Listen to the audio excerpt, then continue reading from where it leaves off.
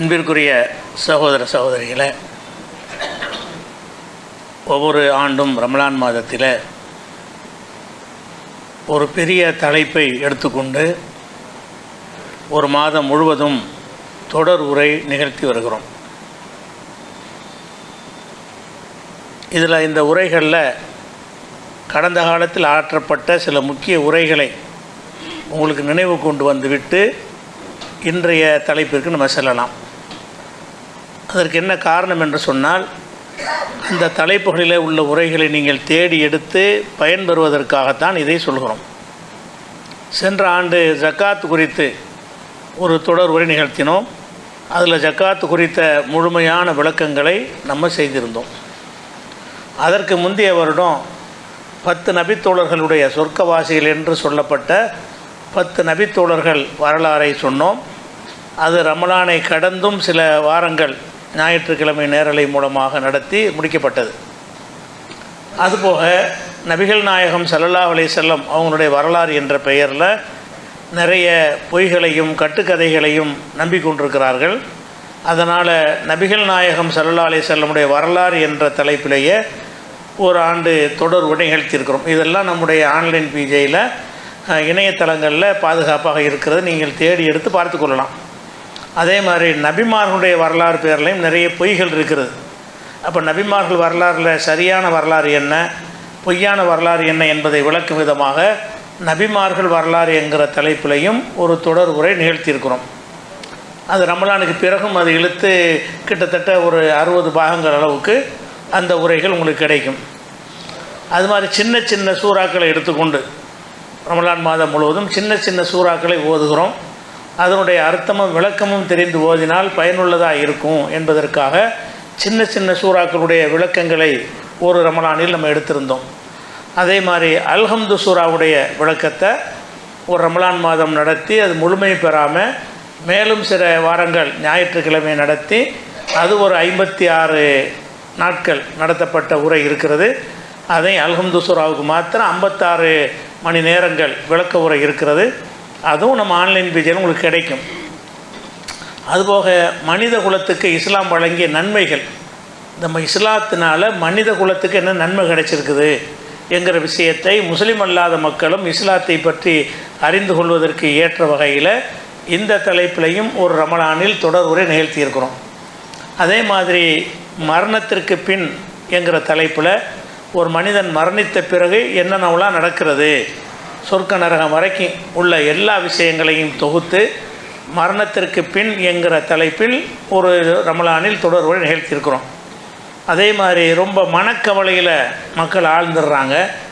மனக்கவலையின் காரணமாக இஸ்லாத்தை விட்டு வெளியேறி மாயம் மந்திரம் அந்த மாதிரி எல்லாம் போய் என்ன செய்கிறாங்க, ஈமானை இழந்து விடுகிற காட்சியை பார்த்துவிட்டு மனக்கவலையை போக்குற மகத்தான கொள்கை என்கிற தலைப்பில் எந்த மாதிரி மனக்கவலை வந்தாலும் அதை இஸ்லாமிய வட்டத்துக்குள்ளே நின்று நம்ம போக்கிக் கொள்ள முடியும் என்பதற்காக மனக்கவலை போக்கும் மகத்தான கொள்கை என்கிற தலைப்பிலையும் ஒரு ரமலான் முழுவதும் தொடர் உரை நிகழ்த்தியிருக்கிறோம்.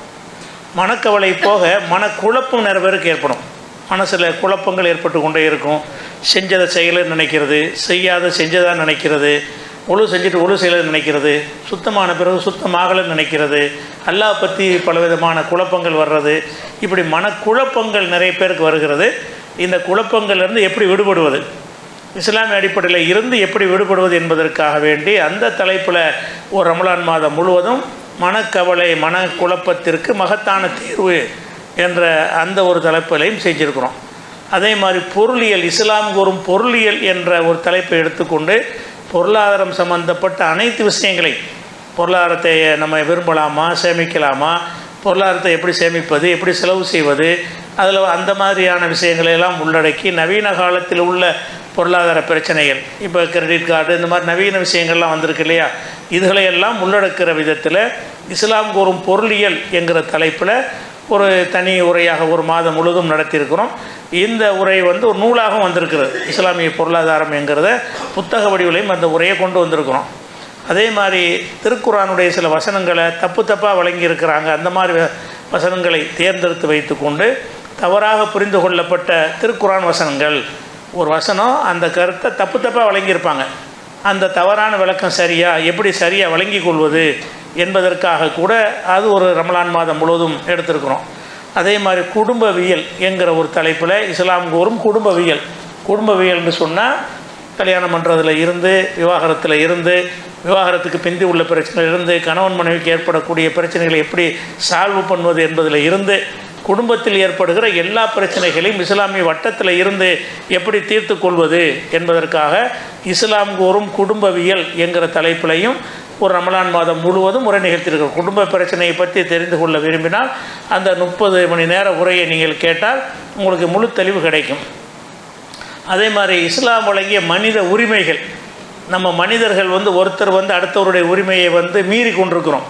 கணவன் மனைவியுடைய உரிமையை மீறுறாங்க, பெற்றோர் மீறுகிறார்கள், நண்பர்கள் உரிமையை மீறுகிறார்கள், மற்ற மக்களுடைய உரிமைகள்லாம் மீறுகிறார்கள். ஒவ்வொருத்தருக்கும் உரிமை இருக்கிற அந்த உரிமையை நம்ம பேணி பாதுகாக்கணும். மனிதர்களுக்கு என்னென்ன உரிமைகள் இஸ்லாத்தில் வழங்கப்பட்டிருக்கிறது, மனித உரிமையை மீறினால் என்னென்ன மாதிரியான விளைவுகள் மறுமையில் ஏற்படும் என்பதையெல்லாம் விளக்கி இஸ்லாம் கூறும் மனித உரிமைகள் என்கிற தலைப்பில் கூட ஒரு ரமலான் முழுவதும் உரை நிகழ்த்தப்பட்டு இருக்கிறது. அதே மாதிரி வழிகட்ட கூட்டம் 72 கூட்டம் இருப்பதாக இந்த செய்தியை பரவலாக எல்லாரும் நம்பி இருக்கிறாங்க. அந்த 72 கூட்டம்டா என்ன, எப்போ அந்த கூட்டங்கள் தோன்றினார்கள், ஒவ்வொரு கூட்டத்தினுடைய கொள்கை என்ன கொள்கையாக இருந்தது, அதில் எது சரியான கொள்கை என்பதை விளக்கும் விதமாக அந்த 72 கூட்டத்தினர் யார் என்கிற தலைப்பிலையும் ஒரு ரமலான் மாதம் முழுவதும் உங்களுக்கு உரை நிகழ்த்தப்பட்டிருக்கிறது. அதே மாதிரி ஈமானின் கிளைகள் என்று சொல்லி, ஈமான்னா ஒரு 6 விஷயத்தை நம்ம நம்பணும். அல்லாஹ்வை நம்பணும், மலக்குமார்கள் நம்பணும், வேதங்களை நம்பணும், தூதர்களை நம்பணும், இறுதி நாளை நம்பணும், விதியை நம்பணும் என்று அந்த 6 விஷயங்களை நம்ப வேண்டும் என்று இஸ்லாமிய அடிப்படை. அந்த ஈமானுடைய கிளைன்னு இதுக்கு தான் பேர்.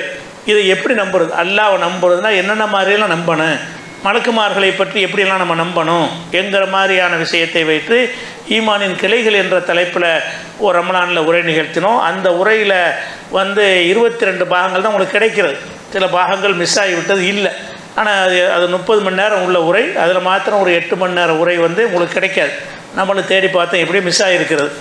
அது ஒரு உரை இருக்கிறது. அதே மாதிரி இஸ்லாத்தின் பெயரால் கட்டுக்கதைகள், நிறைய கட்டுக்கதைகளை இஸ்லாத்தின் பெயரில், முஸ்லித்தில் பயானி என்கிற பெயரில் பொய்களையும் புழுகு மூட்டைகளையும் இஸ்லாம் என்று நம்பிக்கொண்டிருக்கிறார்கள். நபியின் பேரில் கட்டுக்கதை, சஹாபாக்கள் பேரில் கட்டுக்கதை, நபிமார்கள் பேரில் கட்டுக்கதை, சில இடங்கள் பேரில் மக்கா மதீனான்னு சொல்லி சில இடங்கள் பேரில் கட்டுக்கதை, கபூர்கள் பேரில் கட்டுக்கதை, இப்படி பலவிதமான கட்டுக்கதைகள் இருக்கிறது என்று அது எப்படி கட்டுக்கதையாக இருக்கிறது என்பதை தக்க ஆதாரத்தோடு விளக்கும் விதமாக இஸ்லாத்தின் பார்வையில் கட்டுக்கதைகள் அப்படின்னு சொல்லி ஒரு ரமலானில் உங்களுக்கு உரை நிகழ்த்தப்பட்டிருக்கிறது. அதே மாதிரி ஷிர்கை, தௌஹீதுக்கு எதிரான வாதங்கள் வைக்கக்கூடியவர்கள் அதை நியாயப்படுத்தி கொண்டு பல வாதங்களை முன்வைக்கிறார்கள். அந்த வாதங்கள் எல்லாம் உண்மையில் சரியான வாதமாக இருக்காது. ஆனால் சரி போல உங்களை ஏமாற்றுவார்கள். அதை விளக்கும் விதமாக தவறான வாதங்களும் தக்க பதில்களும் அப்படின்னு ஒரு ரமலானில் எடுத்துக்கொண்டு எதிரிகள், எதிர்கருத்து உடையவர்கள் என்னென்ன வாதங்கள் வைக்கிறாங்க, அந்த வாதம் எப்படி தவறாக இருக்கிறது என்பதை விளக்கும் விதமாக நீங்கள் தாவா செய்யக்கூடியவர்களுக்கு ரொம்ப உதவக்கூடிய ஒரு தலைப்பு. அந்த தலைப்பிலே நம்ம செஞ்சுருக்கிறோம். அதே மாதிரி இஸ்லாத்தின் பார்வையில் சூனியம், இந்த தலைப்பில் ஒரு 10 நாள் மாத்திரம் தான், 3 பேர் பிரித்து நடத்தின காரணத்தினால 10 நாள் மாத்திரம் இந்த தொடர்பை நிகழ்த்தப்பட்டிருக்கும். சூனியம் குறித்து எல்லா விஷயங்களையும் விளக்கும் விதமாக அந்த தலைப்பிலையும் நம்ம செஞ்சுருக்கிறோம். அதே மாதிரி தனித்து விளங்கும் இஸ்லாம் என்கிற பெயரில் இஸ்லாம் மார்க்கம் பிற மார்க்கங்கள் இருந்து எப்படியெல்லாம் தனித்து விளங்குகிறது, இஸ்லாம் எப்படி சிறப்பாக தனிமைப்பட்ட முறையில் மேலோங்கி நிற்கிறது என்று சொல்லி அறிவியல் விஷயம், உலகத்தில் உள்ள தீர்க்க முடியாத பிரச்சனைக்கெல்லாம் எப்படி தீர்வு சொல்லுது என்கிற விஷயம், இதையெல்லாம் விளக்கும் விதமாக தனித்து விளங்கும் இஸ்லாம் என்கிற தலைப்பிலையும் ஒரு ரமலானில் உரை நிகழ்த்தப்பட்டு இருக்கிறது. இதெல்லாம் பாதுகாக்கப்பட்டு இப்போ இருக்கிறது. onlinebj.in என்ற வெப்சைட்டுக்கு போனீங்கன்னு சொன்னால், அல்லது onlinebj.co.in அந்த 2 வெப்சைட் இருக்குது. அதுக்குள்ளே போனீங்கன்னா இந்த உரைகள் எல்லாம் நீங்கள் டவுன்லோடு பண்ணி பார்க்கக்கூடிய விதத்தில், டவுன்லோடு பண்ணாமல் அதிலிருந்தே ப்ளே பண்ணி பார்க்கக்கூடிய வகையில் ஏற்பாடு செய்யப்பட்டிருக்கிறது. அதே மாதிரி பிறப்பு முதல் இறப்பு வரை என்று சொல்லி ஒரு தலைப்பில் ஒரு மனுஷன் பிறந்ததுலேருந்து மௌத்தா போகிற வரைக்கும் என்னென்ன செய்யணும், பேர் வைக்கிறதுலேருந்து ஆரம்பித்து சுன்னத்து பண்ணுறது ஆரம்பித்து மௌத்தாறு வரைக்கும் உள்ள எல்லா விஷயங்களையும் குர்ஆன் ஹதீஸ் அடிப்படையில் விளக்கும் விதமாக அதை ஒரு தலைப்பாக எடுத்துக்கொண்டு அது ஒரு ரமலானில் உரை நிகழ்த்தப்பட்டிருக்கிறது. அது இஸ்லாத்தின் ஆதாரம் வஹி மட்டும்தான். இஸ்லாம்னு சொல்லிக்கொண்டு மதுஹபு, தரிகா என்று பல குழுக்களாக நம்ம பிரிந்திருக்கிறோம். சஹாபாக்களை பின்பற்றணும், பெரியார்களை பின்பற்றணும் என்றெல்லாம் தவறான கொள்கைகளை சரியான கொள்கைகள் என்று நம்பிக்கொண்டிருக்கிறோம். அது எப்படியெல்லாம் தவறு, வஹி மாத்திரம்தான் மார்க்கம், அல்லாஹ்விலிருந்து வந்தது மட்டும்தான் மார்க்கம் என்பதை அழுத்தமாக நிறுவக்கூடிய வகையில் இஸ்லாத்தின் ஆதாரம் வஹி மட்டுமே என்கிற தலைப்பிலையும் ஒரு ரமலானில் தொடர் உரை நிகழ்த்தப்பட்டிருக்குது, அதுவும் பாதுகாக்கப்பட்டிருக்குது. அதே மாதிரி மனித குலத்திற்கு இஸ்லாம் வழங்கிய நன்மைகள், மனித குலத்திற்கு இஸ்லாத்தினால் என்னென்ன நன்மைகள் கிடைத்தது, அது ஒரு ரமலானில் எடுத்து செஞ்சுருக்கிறோம். அது மாதிரி மாறும் உலகில் மாறாத இஸ்லாம், உலகத்தில் எல்லாம் மாறிக்கொண்டு இஸ்லாம் மட்டும் மாற மாட்டேங்குது, எல்லாத்தையும் கொஞ்சம் நாள் சென்றால் மாற்றணுங்கிறாங்க. இஸ்லாத்தினுடைய எந்த ஒரு கொள்கை, கோட்பாடு, சட்டம் எதையும் மாற்ற வேண்டிய தேவையே கிடையாது, மாற்றத்துக்கு அப்பாற்பட்ட ஒரு நிலையில் தனித்துவமாக விளங்குகிறது என்று விளக்கியிருக்கணும். இதெல்லாம் ஆற்றப்பட்ட உரைகளில் முக்கியமானவை. இது எல்லாமே ஒரு வருடம் கூட விடாமல் என்ன செஞ்சுருக்கிறோம், இந்த ரமலானில் இந்த உரை நிகழ்த்தியிருக்கிறோம். இந்த உரைகளை நிகழ்த்துவதற்காக வேண்டி நம்ம எந்த ஒரு ஆதாயத்தையும் அடைவது கிடையாதுன்னு சொல்லிவிடணும். ரமலானில் ஒரு மணி நாள் பேசினதுக்கு காசு கிடைக்குமே அப்படின்னு நினைத்து விடக்கூடாது. நம்முடைய பொருளாதாரத்தை தான் செலவு செய்திருப்போமே தவிர இந்த உரைகளை ஆற்றுகிற காரணத்தினால எந்த ஆதாயமும் கிடையாது. இந்த உரைகள் சீடிகளாக எவ்வளோ பேர் வெளியிட்டாங்க, அதில் எல்லாம் எனக்கு எந்த பங்கும் கிடையாது, எனக்கு எந்த உரிமையும் கிடையாது. யார் வேண்டாலும் சீடியாக போட்டு விற்பனை செய்து கொள்ளலாம் என்கிற வகையில் வைத்திருக்கிறோம். அதன் மூலமாக நம்ம எதுக்கு இதை செய்கிறோம் என்று கேட்டால், மார்க்கத்தை நம்ம அறிந்து கொள்ளணும். முதல்ல இதை எடுப்பதற்கு முக்கிய காரணம் என்னவென்று சொன்னால், இதன் மூலமாக நான் ஆய்வு செய்கிறேன், நிறைய அறிந்து கொள்ள முடியும். ஆய்வு செஞ்சால் தான் அறிந்து கொள்ள முடியும்.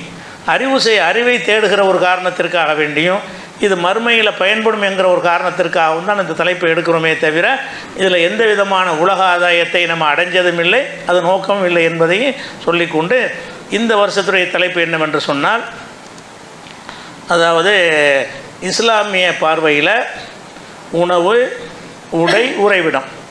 இஸ்லாத்தின் பார்வையில் உணவு குறித்த இஸ்லாத்தினுடைய பார்வை என்னென்ன சட்டங்கள் இருக்கிறது, அது ஒரு கடல் மாதிரி ஒரு பாடம், அது உணவு பற்றியது. அடுத்தது உடை முக்கியமான ஒரு விஷயமாக இருக்கிறது. உடையிலையும் நமக்கு கட்டுப்பாடுகள் இருக்குது மார்க்கத்தில், எந்த மாதிரி உடை அணியலாம், அணியக்கூடாது என்ற விஷயங்கள் எல்லாம் இருக்கிறது. அதுக்கப்புறம் உறைவிடம்னா வீடு வாசல், வசிப்பதற்குரிய வசிப்பிடம். அது உறைவிடம்னு எதுக்கு போடுறோம்னா, அந்த ஊனவில் வரணுங்கிறதுக்கு தான் வழங்குதா. உணவு, உடை, உறைவிடம்னு சொன்னால் அது கேட்க நல்லா இருக்குங்கிறதுக்காக அந்த உறைவிடம் வீடுன்னு அர்த்தம். வீடுன்னு போட்டால் உங்களுக்கு கேட்க நல்லா இருக்காது, அதுக்காக அப்படி போட்டிருக்கிறோம். அப்போ இஸ்லாமிய பார்வையில் உணவு, உடை, உறைவிடம் இந்த 3 விஷயங்களையும் எடுத்துக்கொண்டு இன்ஷா அல்லாஹ் இந்த ரமலானில் நம்ம உரை நிகழ்த்திருக்கிறோமா.